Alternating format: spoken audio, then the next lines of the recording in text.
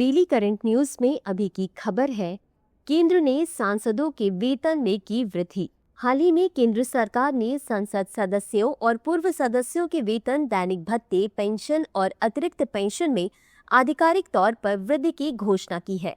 यह बढ़ोतरी 1 अप्रैल 2023 से प्रभावी होगी। बता दें कि यह परिवर्तन संसद सदस्यों के वेतन, भत्ते और पेंशन अधिनियम 1954 द्वारा प्रदत्त शक्तियों के तहत किया गया है। साथ ही आयकर अधिनियम 1961 में उल्लिखित लागत मुद्रास्फीति सूचकांक पर आधारित है।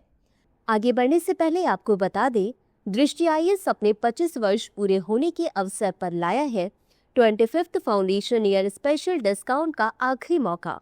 इस अवसर पर पाएं दृष्टि आईएएस के सभी ऑनलाइन कोर्स 60%, साथ ही बुक्स और टेस्ट सीरीज 40% कम कीमत पर।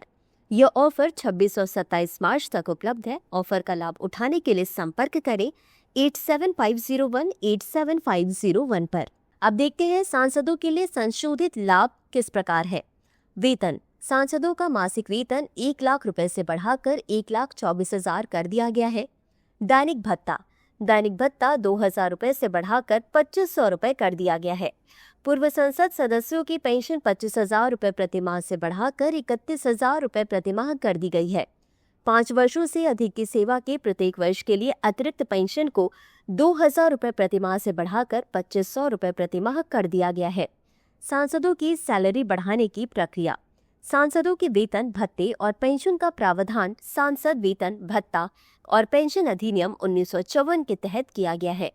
सांसदों के वेतन में वृद्धि का प्रस्ताव केंद्र सरकार वित्त मंत्रालय द्वारा तैयार किया जाता है। इस संबंध में एक संशोधन विधेयक संसद में पेश किया जाता है। विधेयक को पहले लोकसभा में पेश किया जाता है, जहां सांसद इस पर चर्चा करते हैं।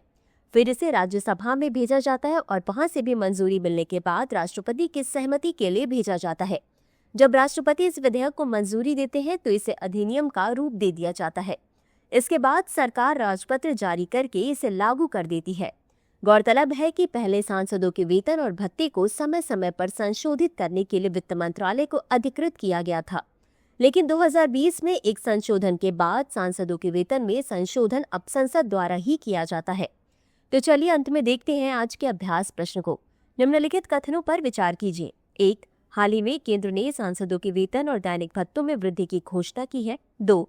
यह परिवर्तन संसद सदस्यों के वेतन, भत्ते और पेंशन अधिनियम 1954 द्वारा प्रदत्त शक्तियों के तहत किया गया है। उपरोक्त में से कौन सा या कौन से कथन सही है? यह सही है। ए केवल 1, बी केवल 2, सी 1 और तो दोनों, डी न तो 1 और न ही 2। इस प्रश्न का उत्तर कमेंट बॉक्स में जरूर दें। अभी के लिए बस इतना ही। धन्यवाद। डियर व्यूअर्स, अपने एग्जाम की तैयारी को और बेहतर करने के लिए हमारे चैनल को लाइक, शेयर और सब्सक्राइब करना न भूलें।